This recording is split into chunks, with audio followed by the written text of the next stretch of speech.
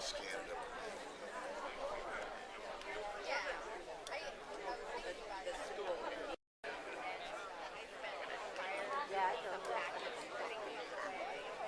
Ooh. Oh. That's all right. How much for the poppies? It's a free donation. They're free? You can make a donation. Okay. We get some from you. Stand up. Most of you are already standing. I see that. You can't hear that there?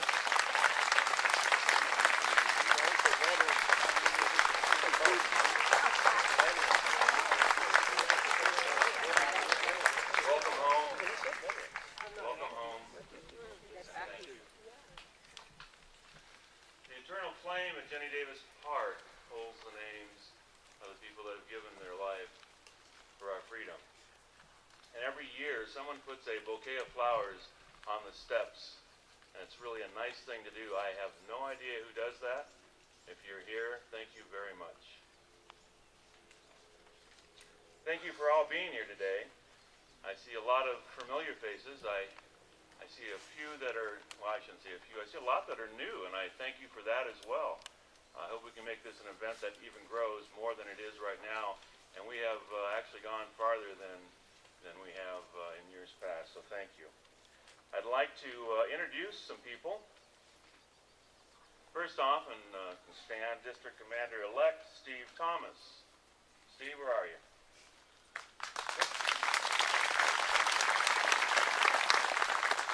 Joe McCann is our commander, Post 106.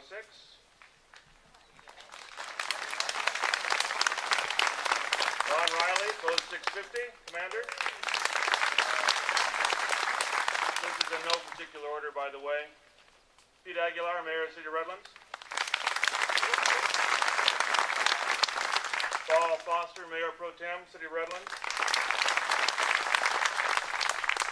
Command Sergeant Major Eck. Back, where are you? Thank you, sir. Thank you for your service. Sylvia Akatar, past president, District 25, past district chaplain, State of California. Shannon Mendez, past president, 25th District. Thank you. I have Mrs. Redlands, Miss Redlands, Penny Dollins.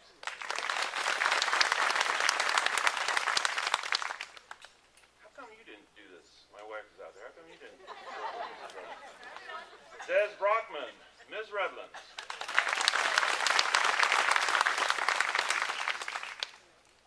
Okay, I hope I have everybody. If I miss somebody, I apologize, and I would like to acknowledge you if you are someone here in the City of Redlands that works very hard. I'd like to just have a little message here that was given to me.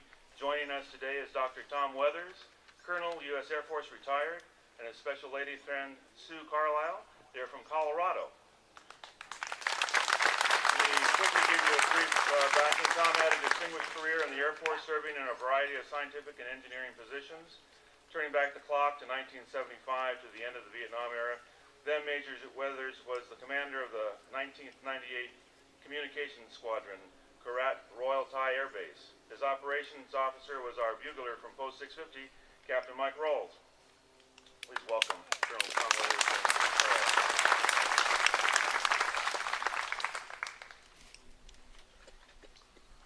Okay. We will now post the colors.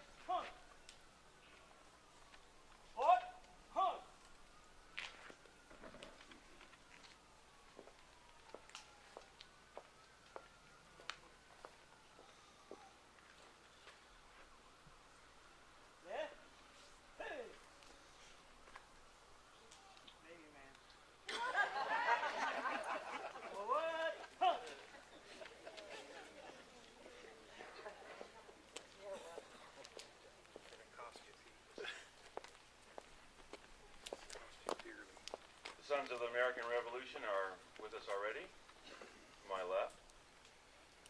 And now we will post the Purple Heart color, Military Order of Purple Heart. John Melendez, Chapter 2929 Commander, and Lynn Tavelright.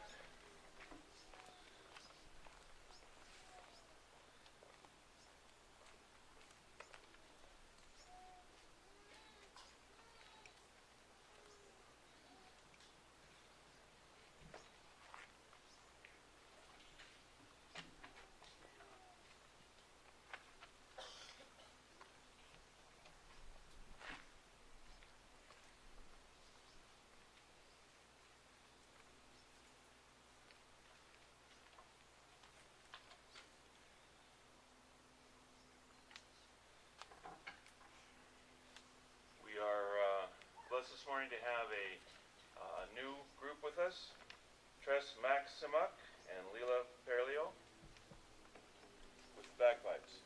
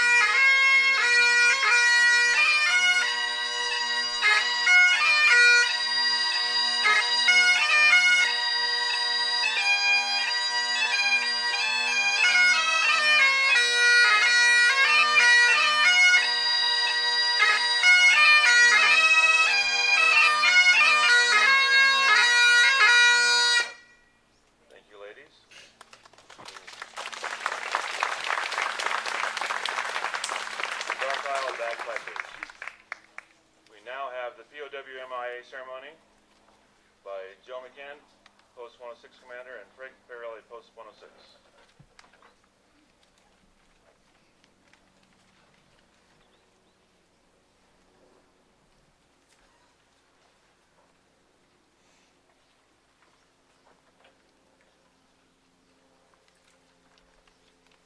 POWMIA.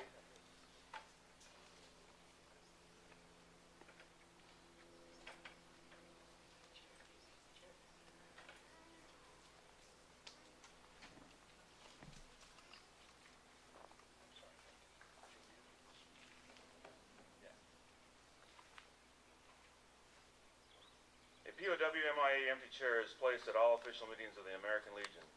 As a physical symbol of the thousands of Americans, POW and MIA is still unaccounted for from all wars and conflicts involving the United States of America. This is a reminder for all of us to spare no effort to secure the release of any American prisoner from captivity, reparation for the remains of those who died bravely in the defense of liberty, and a full accounting of those missing. Let us rededicate ourselves for this vital endeavor. We have the flag, yes, sir.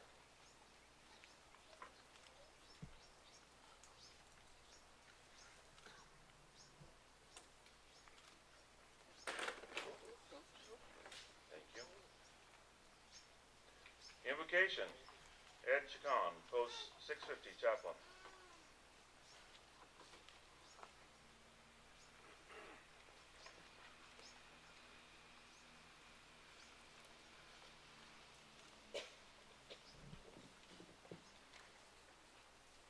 Almighty God, our Heavenly Father, we ask that your blessing be bestowed upon our friends and loved ones.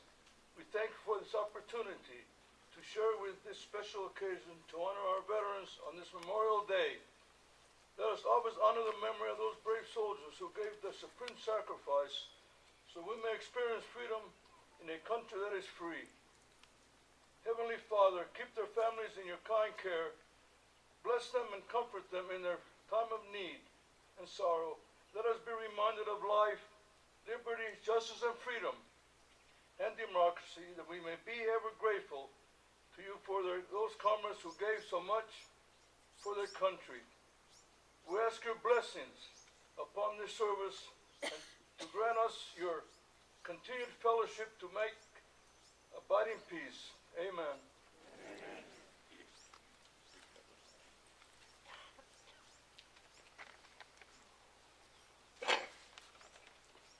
Pledge of Allegiance by Danielle Slaughter, age 5. Danielle. Please rise. Put your right hand over your heart. Ready, begin. I pledge allegiance to the flag of the United States of America and to the republic for which it stands, one nation, under God, indivisible, with liberty and justice for all. Please be seated. Daniel, thank you so much. When you see young people like that, you know we have a lot of things to look forward to in our country. Thank you, Daniel. Now we'll have the national anthem by Bradley Rehome, Post 106.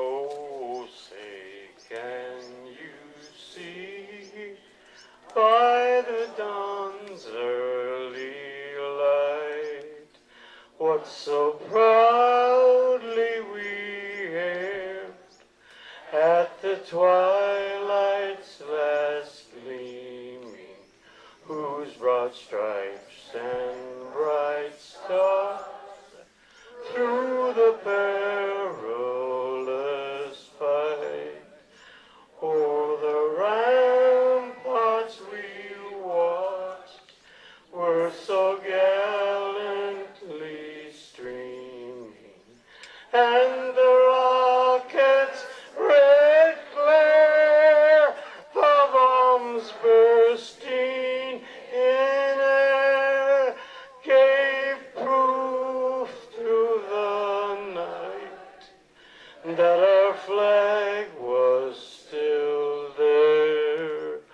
Oh, say does that star-spangled banner yet wave o'er the land of the free and the home of the brave?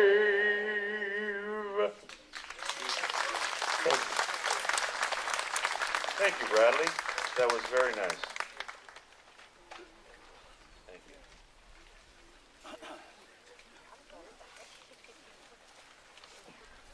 Please be seated.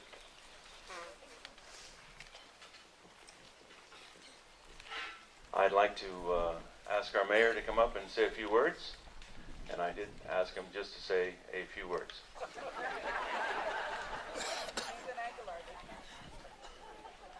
For someone who used to be a politician, he's pretty rough on us over here. Thank you so much, Mick. On behalf of Mayor Pro Tem Paul Foster, the members of the Redlands City Council, and the City of Redlands, we appreciate everyone coming out today. We know that Memorial Day is a day to honor those who have given the ultimate sacrifice, and I think what I would ask is something that many of us up here would ask, and that's as we go about the rest of our day, that we continue to pay tribute to those who continue to have a seat left open at the dinner table every holiday, out of respect for those who are not coming back and who are members of their family. So please, thank you so much for being here, but please take not just this day, every day, to honor those who have paid the ultimate sacrifice. Thank you so much. Thank you, Pete.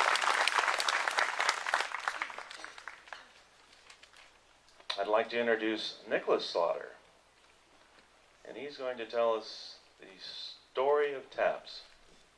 Nicholas, come on up.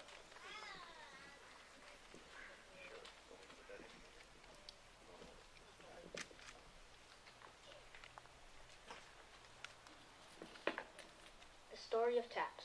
Of all the military bugle calls, none is so easily recognized or more apt to render emotion than the call taps. The melody is both eloquent and haunting, and the history of its origin is interesting and somewhat clouded in controversy.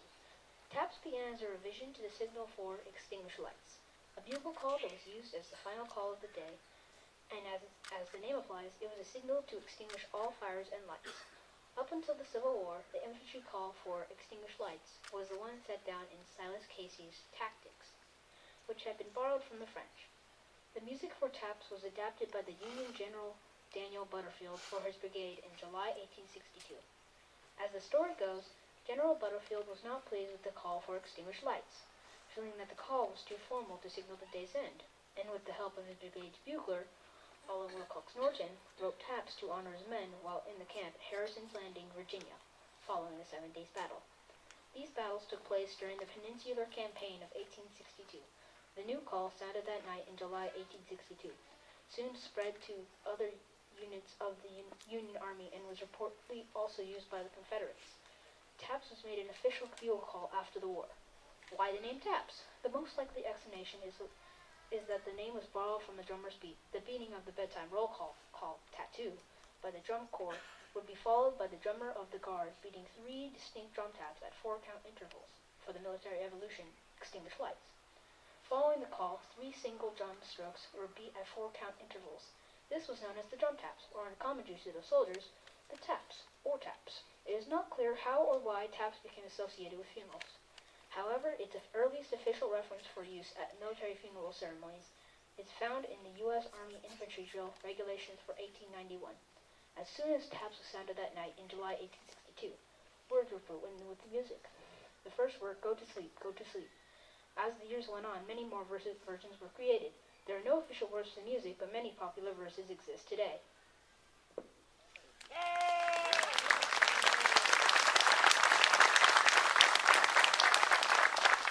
Nicholas, that explains a lot of things.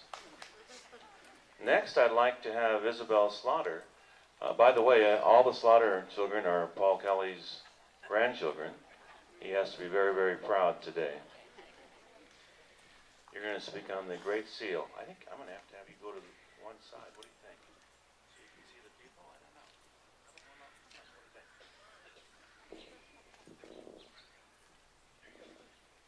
The history of our country's Great Seal.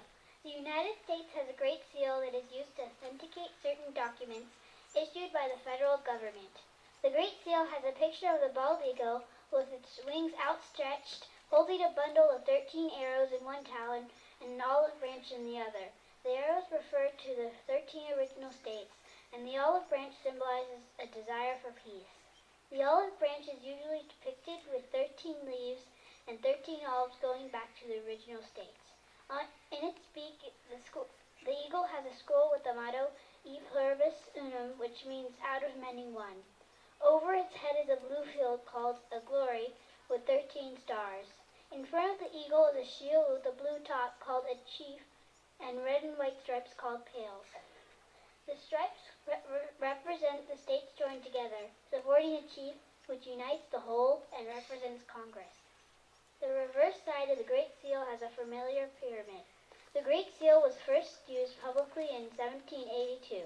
The front of the Great Seal is also our national coat of arms and is used on U.S. passports, military insignia, etc. Since 1935, both sides of the Great Seal have appeared on our $1 bill, although not in color. While the colors of the American flag do not have specific meanings, the colors of the Great Seal do. Charles Thompson, Secretary of the Continental Congress, stated that white signifies purity and innocence. The red stands for hardness and valor. Blue, which is the color of the chief, signifies vigilance, perseverance, and justice. We hope you learned something today. We certainly did. Well, thank you so much.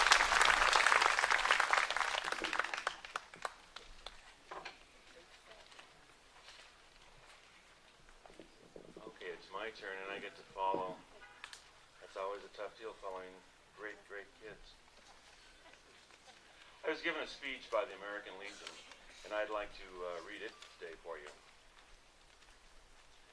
It's never over.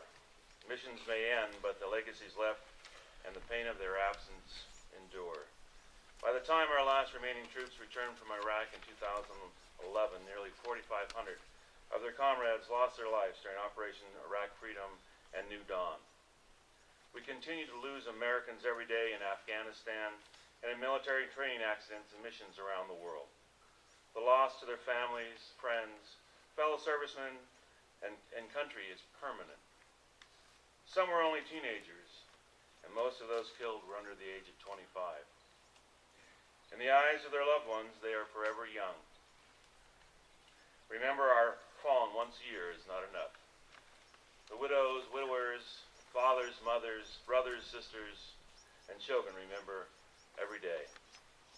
The empty seat at the dinner table, the smaller gathering at Thanksgiving, the voice of a loved one heard only at a distant memory are constant reminders they are gone. But there are also people can enjoy with their families because of the sacrifices others have made. Scripture tells us that greater love hath no man than this, that a man lay down his life for his friends. Marine Corporal Jason Dunham, a 22-year-old native of upstate New York. Corporal Dunham was on patrol when his unit was attacked in Iraq. When the enemy hurled a grenade, Corporal Dunham used his helmet and his body to smother the explosive, absorb the blast, and save his fellow Marines. 8 days later, on April 22nd, 2004, he died from the injuries inflicted by the blast. He was the first Marine to receive the Medal of Honor since the Vietnam War. From the American Revolution to the global war on terrorism, 1 million American men and women like Corporal Dunham have made the supreme sacrifice. They died so we could continue to cherish the things that we love: God, country, and family. And that is why we're here today on Memorial Day, to honor the memory of our fallen warriors who have given everything for their country. We are also reminded on this day that in each generation, brave men and women will always step forward to take the oath of allegiance as a member of America's armed forces, willing to fight and, if necessary, die for the sake of freedom. And reflecting on the sacrifices of their comrades during World War I, the founders of the American Legion saw four common reasons, or pillars, if you will, as to why Americans so often in the past and still to this day answer their nation's call, even to the point of sacrificing their lives. They do it to provide a strong national defense, to keep America safe and secure against those enemies who would destroy our American way of life. They do it for their fellow comrades, for those fighting by their side against all odds, and for those who eventually separate from the military but proudly claim their status as veterans. They do it for the American core values of God and country, family, patriotism, and our religious heritage. They do it for their children, so that they can grow up in America that is strong and free. It is through this last pillar, children, that we can continue the spirit of Memorial Day each and every day. More than 6,400 American men and women have died in Afghanistan and Iraq in the latest wars. Many were parents. The innocence of these grieving children will be challenged by the dramatic change affecting the balance of security and comfort in their family routine. Their hearts will feel the sharp sting of their loss, leaving them only with the memories of their loving mom or dad. Life as they have known it will be much harder from now on. There are many tangible things that we can do to honor the service of our fallen heroes. First and foremost is to take care of their families. In some cases, this means providing financial assistance to help their children obtain higher education. That is why the American Legion established the American Legion Scholarship Fund. Across this great country, the American Legion is raising funds to ensure that college education will be a reality for these families. We honor the living comrades of the fallen, the wounded, injured, and ill members of our armed forces through programs like Operation Comfort Warriors, Heroes to Hometowns, and through the work of American Legion service officers. Oftentimes, these veterans are surprised that so many want to help them. We don't do this because of any requirements. We do it because we want to. It's simply the right thing to do. Memorial Day is not about picnics and parades, although there's nothing wrong with enjoying and celebrating our American way of life. But Memorial Day is really about remembering those who made our way of life possible. Army Sergeant Dennis Weichel was one such man. Sergeant Weichel enlisted in the Rhode Island National Guard in 2001. He successfully completed a tour in Iraq in 2005 and was redeployed in Afghanistan in 2012. When a young Afghan boy was picking up shell casings in the middle of the road, Sergeant Weichel acted with his friends, saying, which was characteristic instinct, he pushed the boy from the path of a moving armored vehicle and sacrificed his own life so the boy could live. His friend, Staff Sergeant Ronald Corbett, said he would have done it for anybody. That was the way he was. He would give you the shirt off his back if you needed it. Three young children in Rhode Island sacrificed their father so another young child in Afghanistan could live. During the funeral, a National Guard chaplain read a letter written by Sergeant Weichsel's son, Nicholas. I really, really miss you, Nicholas said. I promise I will protect my sisters, Hope and Madison, like you told me to. You are my hero. I know you are in heaven watching over me. You are the brightest star. You are our brightest star too, Sergeant Weichel. And the sacrifice you and your fellow Americans have made will not be forgotten.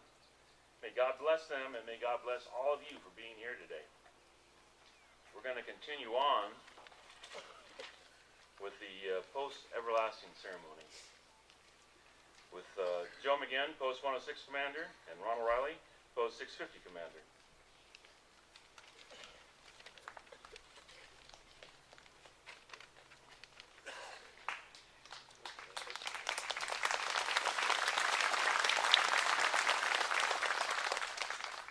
The names being read off here of members of Post 106 who have passed away. William Adams, No response. Louis Cobb, No response. Robert Havercost, No response. Clyde Hanson, No response. William Hanson, No response. Russell Keeley, No response. Frank Lockman, No response. Stuart Lintz, No response. Ronald Lully, No response. Daniel Murphy, No response. William Paterick, No response. Harold Terry, No response. Charles Chuck Niemeyer, No response. Ron Answorth, No response. Roy Atchley, No response. Douglas Adams, No response. Larry Golden. No response.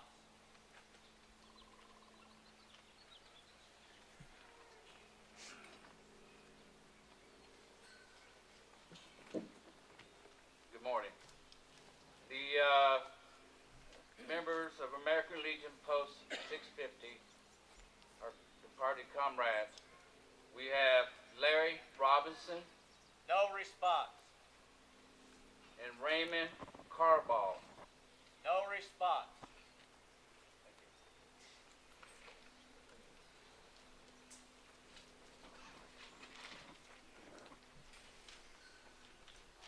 We will now have the laying of the wreath by Sochi Seleska, Post 650, Auxiliary President, and Joni Meyer, Post 106.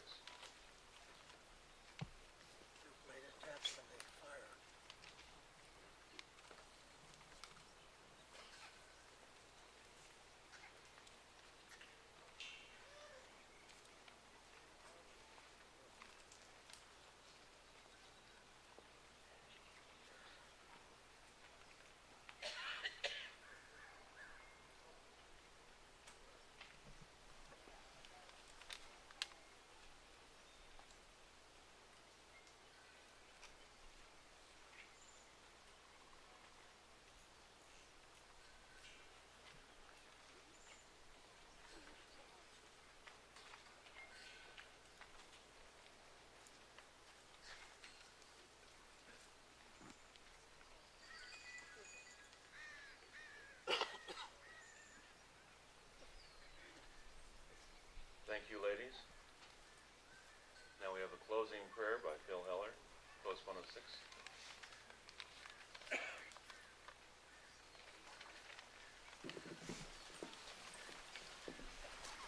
Please stand.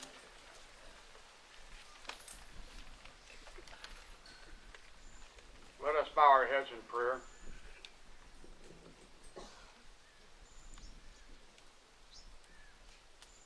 Uncover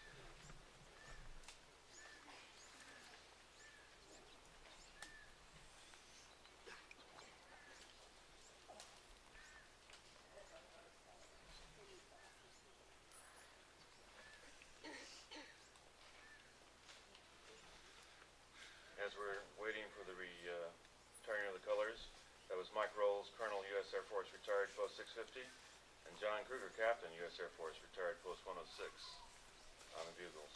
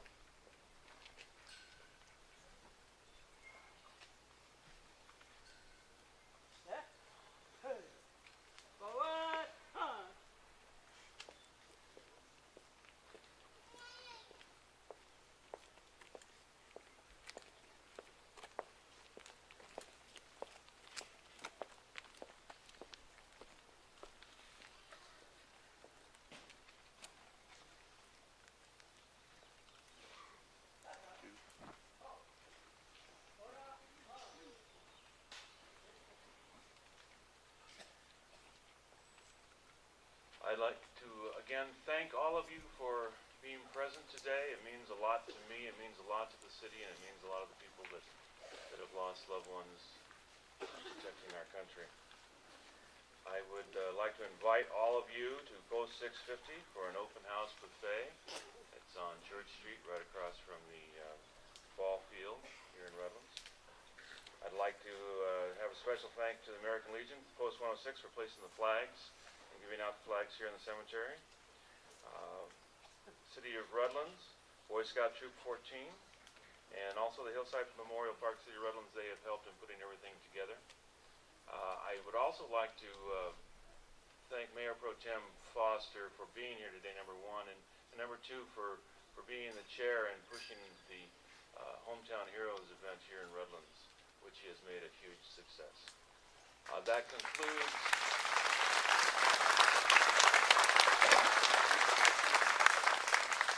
concludes our ceremony today. Thanks again for coming.